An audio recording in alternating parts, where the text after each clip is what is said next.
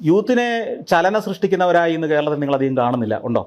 ഈ കോളേജ് യൂണിയനിലൊക്കെയുള്ള കുറച്ച്, അല്ലെങ്കിൽ കോളേജിലെ പൊളിറ്റിക്സിലൊക്കെ, യൂണിവേഴ്സിറ്റി പൊളിറ്റിക്സിലൊക്കെയുള്ള കുറച്ച് ചെറുപ്പക്കാർ പാർട്ടികളുടെ സ്പോൺസർഷിപ്പിൽ നിൽക്കുന്ന ആളുകളല്ലാതെ പൊതുസമൂഹത്തിൽ അങ്ങനെ ഇറങ്ങുന്നില്ല. പഴയ പോലെ പ്രകൃതി സ്നേഹത്തിന് വേണ്ടിയിട്ട് പണ്ട് ഈ പറഞ്ഞ സൈലൻറ്റ് വാലി ഒക്കെ ഉണ്ടായിരുന്ന സമയത്തൊക്കെ തെരുവിൽ യുവാക്കളുണ്ടായിരുന്നു.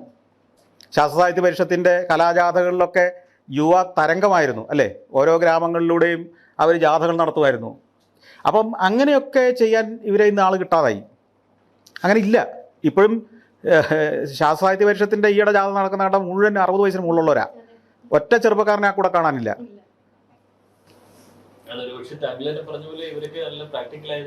അതെ, അതായിരിക്കാം.